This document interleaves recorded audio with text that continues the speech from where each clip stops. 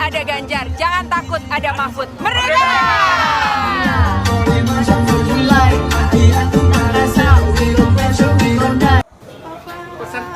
Apa? Mau nangis kenapa? Hah? Mau nangis kenapa nangis? Ditinggal? Papa senang. Gak dikasih duit suaminya? Mau nggak mau? Ojo nangis bu. Ini nangis. Papa foto boleh loh Pak. Boleh. Nah, asalnya dari mana? Dari sini Pak. Dari sini. Ya. Duduk boleh Pak. Boleh. Oh. Udah makan belum? Belum Pak. Ya makan sini, makan belum? Jangan mau kan boleh Pak. Beli sini aja, nggak usah beli ini. Ambil sini aja, ambil sini. Ya. Makasih Pak. Masya Ya, Allah. tiga. Ya. Sini, udah makan sini aja, beli sini.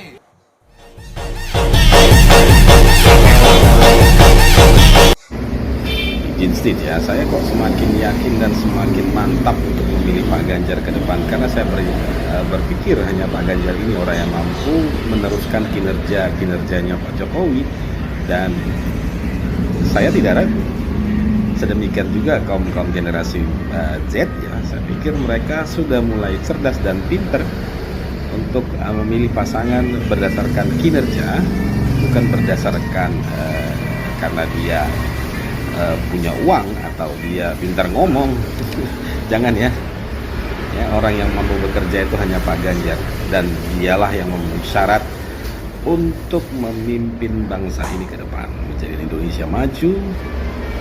Semoga di 2024 Pak Ganjar jadi Presiden Republik Indonesia yang ke-8. Ade, setia melu PDI Perjuangan halus toh? Halus. Kaosnya ngasih pirang puluh tahun bisa nih. Ngasih 5 tahun engko tak wehi. Dolan nang omah, oke? Loh, kandhani kok. Pokoknya anggar wilayah 5 tahun lo ya. melu PDI Perjuangan. Oh. Halus wis toh. Aku wis tahun 71 rung balik. Oke, PDI Perjuangan toh, De. PDI Perjuangan. Gaspol. Saya tidak ingin punya presiden atau wakil presiden yang tidak memiliki legitimasi yang kuat, baik legitimasi secara moral, etika, sosial, politik, dan legitimasi secara hukum. Bagi saya, kehadiran Gibran dengan cara yang tidak normal akan berdampak pada legitimasinya yang tidak cukup kuat, dan ini akan berakibat pada stabilitas jalannya pemerintahan ke depan. Jika prosesnya saja sudah bermasalah, kontroversial, penuh dengan kejanggalan, dan mengacaukan sistem yang ada, apa yang mau kita harapkan untuk bisa memimpin Indonesia ke depan? Hei, mana yang namanya Prabowo? Jangan main-main sama orang Banyuwangi. Ingat, dengan paku ini akan saya tusukkan di wajahmu nanti 14 Februari 2024. Jangan main-main kamu Prabowo. Ganjar ngakak, dengar lirik lagu Nemen. Ngerap yuk. Ini hadiahnya upload. Oke, coba Mbak siapa Mbak namanya Mbak? Uci. Cik. Oke, masih sekolah nyambut gawe? Udah lulus. Lulus apa? SMK. Lulus SMA, udah kerja? Lagi nyari. Lagi nyari, mau kuliah? Enggak. Kok enggak lo? Sekolah yang tinggi. Nyari kerja dulu Pak. Ya enggak apa-apa, kuliah nanti bayaran lebih besar. Masa cewek kuliah ya? Kuliah yang tinggi ya? Ya. Iyalah. Yuk, sekarang. Apa, gimana tadi? Yuk terusin yuk. Lagu yang tadi, rap pertama. Tuh, wah, gak. Aku kaget lo statusmu tangan gandengan. Jelas tuturo aku sing ngancani kue tahunan. Janjimu janji tae jare arep tekan tuwe. Nyatane cangkemmu ele ati ajur suwe. Diwasis buang waktu aku ngancani dapurmu. Wong kere koyo aku tak tenang seko uripku. Koe ngaboti bondo dinggo nuruti gengsimu. Koe nilingono sing iso nuruti senengku. Tuh malah terakhirnya gue loh. Wis rajut dadi kayak Mas, kasih Mas, kasih. Kasih Mas. Ya, udah. Oke guys ya, jangan gentar ada Ganjar, jangan takut ada Mahfud. Mari kita dukung calon presiden, belum presiden ya. Calon presiden yang bersahaja bernama Ganjar ini guys ya, bersama dengan pendekar hukum Pak Mahfud MD untuk menjadi pemimpin di tahun 2024 nanti guys ya, menggantikan sekaligus meneruskan pekerjaan-pekerjaan dari presiden tercinta kita Bapak Insinyur Haji Joko Widodo. Meskipun Pak Jokowi saat ini kita anggap lebih condong ke Pak Prabowo dan juga Mas Gibran, akan tetapi tidak akan mengurangi rasa kagum, rasa cinta kita serta terima kasih kita kepada Pak Jokowi. Namun untuk tahun 2024 saya yakin masyarakat Indonesia mempercayai sosok yang punya kapasitas dan pengalaman, yakni Ganjar Mahfud guys. Jongos partai. Oke, aku senangkep mas kalimatnya sampean iki. Pilih Prabowo karena dia nggak bisa disetir, karena dia yang punya partai. Beda kalau kader itu pasti disetir sama partainya. Di kalimatmu ini tertuju pada PDI Perjuangan, Bu Mega. Oke. Aku nyoba ikut alur kalimatnya sampean ya mas. Sampean narai ke sana coba tak ikutin ya.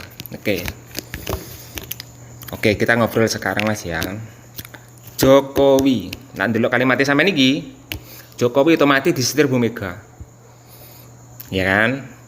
Soalnya Pak Jokowi adalah kader PDIP. Dan apa yang terjadi sekarang 10 tahun ke belakang Indonesia maju pak. Munafik sampean kalau menafikan itu. Bandingkan 10 tahun yang lalu ke belakang, zaman SBY. Jangan lupa SBY Demokrat, dia ketua umum, nggak ada yang nyentir Pak SBY. Hancur pak. Pembangunan minim, stagnan. Bandingkan dengan Jokowi sekarang. Pembangunan di mana-mana, jembatan, jalan tol, kereta cepat, bendungan, bandara. Capek sampai ngomongnya, saking banyaknya. Berprestasi pak. Maksudnya apa? Disetir nggak apa-apa, asal satu misi, satu konsep dengan konstitusi, tegak lurus sama Pancasila, sama undang-undang, sama ideologinya, sama, asalkan sama. Gak apa-apa, sah-sah saja, asal demi kebaikan bangsa. Dan itu terbukti sekarang 10 tahun ini. Bandingan yang ketua umum yang dulu, sama-sama. Bukan saya nyerang Pak SBY ya, enggak. Ini ngikuti kata sampean. Saya terus ambil bukti dong, ambil data dong. Semua juga tahu ya kan, kalau kalimatnya seperti itu.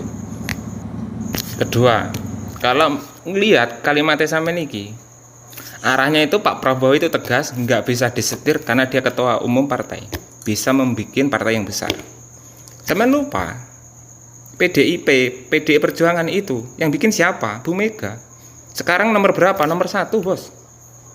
Se-Indonesia loh, nasional. Terus Bu Mega nggak tegas itu, meskipun dia perempuan, lebih tegas dari mantan jenderal laki-laki kayak Prabowo gitu. Bisa head to head, kita cek, oke?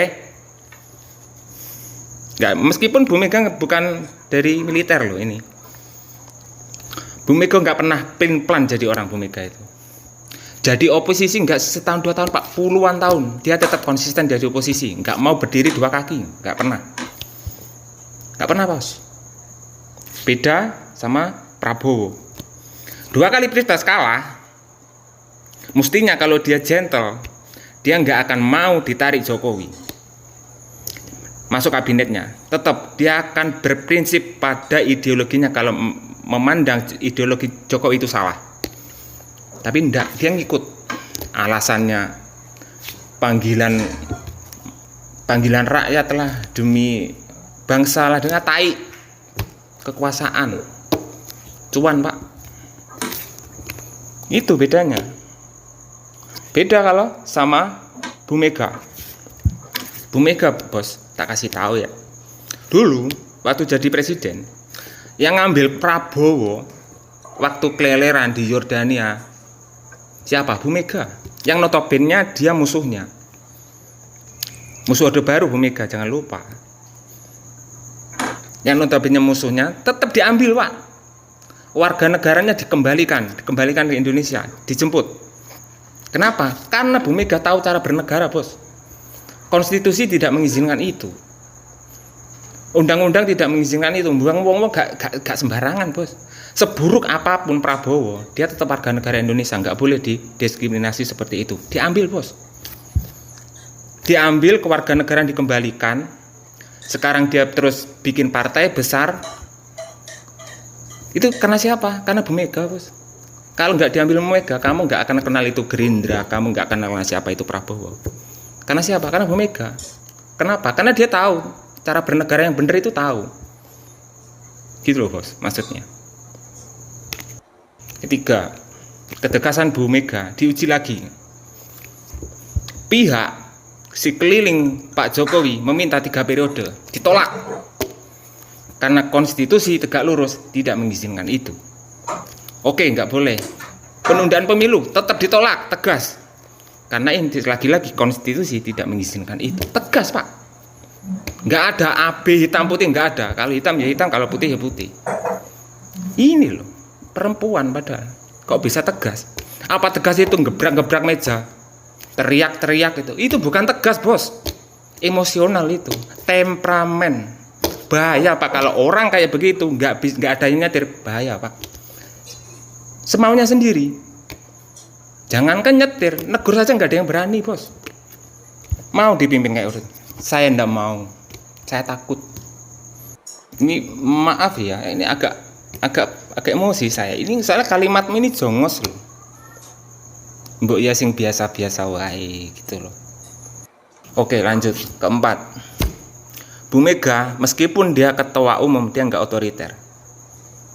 Contoh, kalau dia mau, dia bisa nyapres 2014, tapi dikasih ke Jokowi.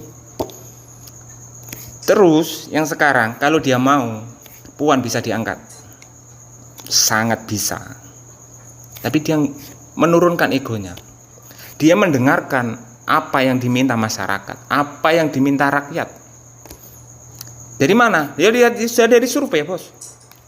Survei Pak Ganjar naik, ya enggak dimenafikan, ya harus itu. Ya itu namanya demokrasi, jadi seperti itu. Apa yang dimau rakyat ya dikasih. Meskipun mengorbankan anaknya, mengorbankan dirinya sendiri. Oh ya saya minta Pak Ganjar, ya udah dijadikan, dicapreskan. Coba kalau Prabowo 2 kali ya tetap dia, 3 kali ya tetap dia. Orang kemaruk, ambisi, orang seperti itu yang kamu maksud nggak bisa disetir. Ya emang nggak bisa disetir, rusak karpe dewe. Aku ngomong panjang lebar ki opo to poine. Kanggoku pribadi, aku nggak nek sing ngongkon, nggak nek sing menging. Aku bukan simpatisan A B ndak. Kanggoku pribadi, podo nyetire gak apa-apa. Asal sime podo B2 umume, podo isone. Diskusi, Pak, maksudnya, Pak. Nggak diambil keputusan sendiri. Orang kalau nggak ada yang nyetir, Pak, kalau nggak ada yang mengingatkan, nggak ada yang ditakutin, bahaya, Pak. Bahaya, buktinya banyak. Amit sewu, Pak Jokowi dulu masih ada diskusi sama Bu Mega. Nah sekarang mencoba berdiri sendiri. Kita lihat negara kita sekarang belakang ini kayak apa. Bahaya, Pak. Kalau orang udah terlena dengan kekuasaan, kalau nggak ngerti kata cukup, bahaya, Pak. Kalau ada yang mengingatkan, nggak ada yang mengingatkan, bahaya, Pak. Jadi maksudnya ya itu, kalau ada nyetir, ini ada yang ngontrol, nggak apa-apa. Nggak apa-apa. Buat saya, asal ya itu tadi, yang ngontrol, yang kompeten. SIM-nya sama-sama B2 umum, tapi ini bukan soal SIM. Ingat, 1 liter oli bekas ditambah 1 liter oli baru sama dengan 2 liter oli bekas. 1 liter oli baru ditambah 1 liter oli baru sama dengan 2 liter oli baru. Tapi ini sekali lagi bukan tentang oli. Mikir, Pak. Assalamualaikum. Ganjar, gaspol. Saudara, informasi yang beredar di masyarakat, di media sosial, bahwa Jokowi berada di 2 kubu, kubu Ganjar dan kubu Prabowo, untuk menyingkirkan Anies Baswedan. Jangan percaya isu itu, Kenapa? Isu itu menyesatkan.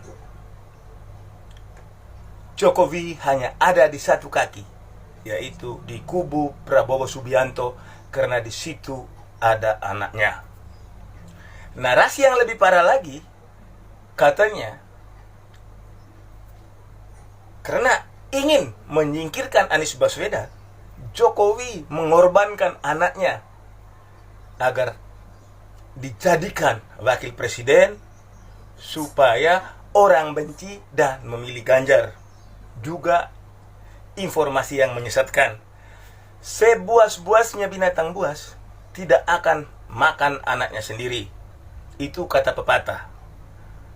Jadi tidak mungkin Pak Jokowi hanya menyelamatkan Pak Ganjar yang tidak ada hubungan dengan keluarga, ingin memenangkan Ganjar, mengorbankan anaknya.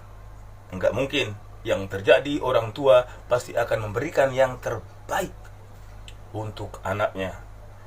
Jadi apabila dalam pilpres ini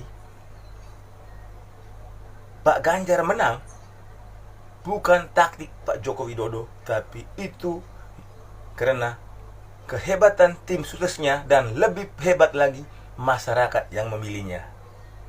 Jadi ingat, Pak Jokowi tidak berada di kubu Ganjar Pranowo, tidak juga berada di kubu Anies Baswedan, tapi dia berada di kubu Prabowo Subianto. Jadi jangan membangun opini yang menyesatkan.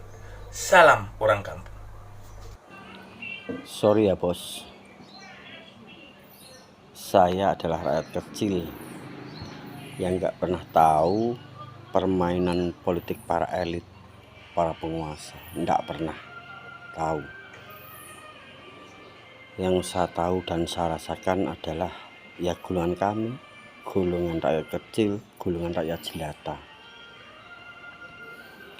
Masalah orang mau cari intrik, mau cari persekongkolan ataupun apalah itu namanya di masing-masing partai, lompat sana lompat sini, bagi kami rakyat kecil sangat tidak terpengaruh. Rakyat kecil itu hanya bisanya menikmati dan mengamati apa yang para elit lakukan. Kalau toh 2 periode Pak Jokowi memimpin Indonesia, saya pribadi sebagai rakyat kecil, rakyat jelata, merasa bangga, merasa senang mempunyai presiden sebaik, sesederhana, secerdas Pak Jokowi. Kami sangat merasakan itu. Dan kami sangat bangga mempunyai sosok presiden seperti Jokowi. Seperti Pak Jokowi. Di mana sudah terbukti di luar negeri pun beliau sangat dihormati karena prestasi-prestasi beliau. Memang benar masih ada kekurangan pada diri beliau saat memimpin negeri ini, tapi tidak serta-merta menghilangkan prestasi-prestasi beliau. Pembangunan yang merata dari Aceh sampai Papua, dari Sabang sampai Merauke. Kami bangga, kami jujur sekali dari hati yang terdalam bangga punya presiden seperti beliau. Jauh dari hingar-bingar politik yang saat ini terjadi, sepertinya usik sana, fitnah sana, membuat opini yang begitu luar biasanya. Bagi kami, presiden seperti Pak Jokowi lah yang sangat kami dambakan sebagai kaum kecil, sebagai kaum rakyat jelata. Terserah kalian mau buat apa, terserah kalian mau menjelekkan seperti apa Pak Jokowi, tapi bagi rakyat kecil, terutama kami di pedesaan, sangat berterima kasih atas apa yang telah Bapak Jokowi berikan, yang telah Bapak Jokowi perjuangkan untuk rakyat Indonesia. maka dari hati yang terdalam kami tetap mendukung Pak Jokowi. Apapun arahan beliau akan kami laksanakan. Terlepas nanti siapapun yang akan menjadi presiden pengganti beliau, semoga apa yang sudah Pak Jokowi lakukan agar terus dilakukan lebih baik lagi, disempurnakan. Semoga Pak Jokowi panjang umur, sehat, selalu dilindungi oleh Allah SWT. Dan kedepannya 2024 jika ada presiden baru, saya harapkan Indonesia akan lebih sejahtera, rakyatnya lebih makmur, murah pangan, murah sandang, jauh dari fitnah, jauh dari saling ejek, saling menjatuhkan. Kita bebas milih siapapun, karena inilah demokrasi. Yang saya tahu adalah luber, langsung, umum, bebas, dan rahasia. Tidak ada gontok-gontokan, tidak ada gap-gapan. Yang ada adalah bersatu padu untuk kemakmuran Indonesia. Indonesia yang lebih maju. Itulah harapan kami sebagai rakyat kecil. Terima kasih. Jika ada salah, saya mohon maaf.